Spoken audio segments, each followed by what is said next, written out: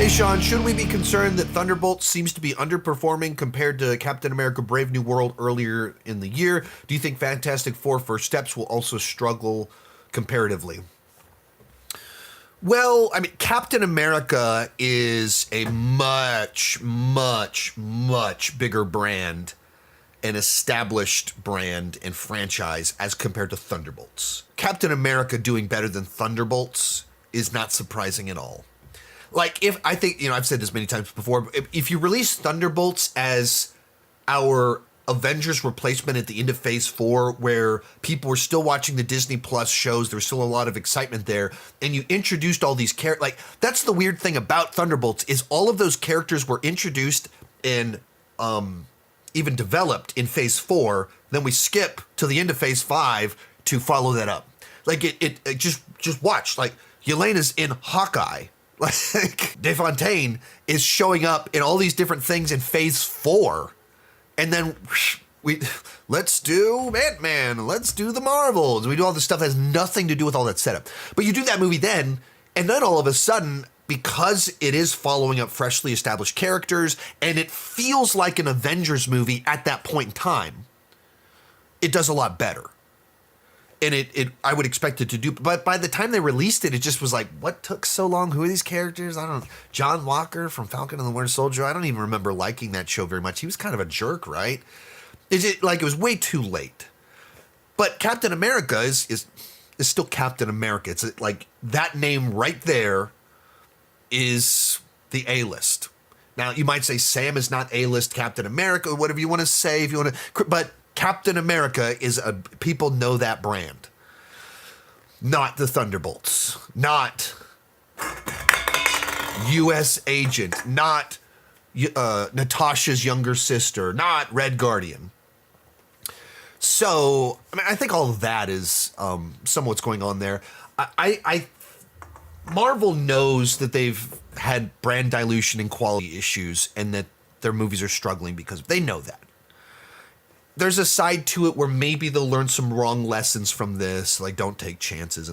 But I think more likely they're not complete idiots. They can look at it and say, we screwed up how we handled this. We put out a movie that critics and audience are saying one of the best since Endgame. And if you factor out kind of our nostalgia films, strong contender for most people for best film since Endgame.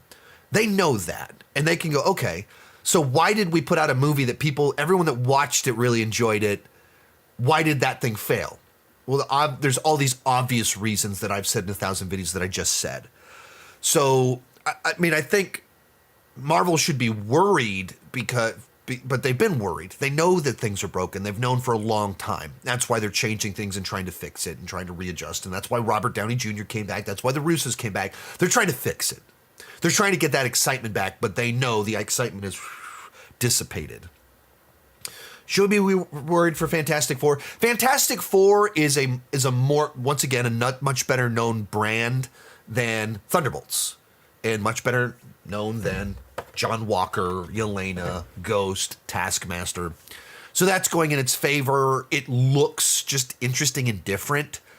I don't honestly have a good idea on how well it'll do. Fantastic Four have had many movies in the past, but nothing that's beloved. Fantastic Four, people generally know who they are, but they're not, for the general public, anybody's favorite. They're not beloved like Spider-Man or the X-Men in the same way, in the same general popularity. So I don't really have a good feel for it, but Fantastic Four, I think for a variety of reasons, has a lot more going for it than Thunderbolts. Just on a marketing awareness sort of level. Well, and also, you watch the trailer for Fantastic Four, and it looks like it's just its own thing. It very much plays like its own thing. You wouldn't necessarily even know it's a part of the MCU. You see the trailer for Thunderbolts, and you go, like, weren't they on that TV show I didn't like? Like, I skipped that one. I didn't care. I don't want to do a bunch of homework. And Fantastic Four doesn't have that.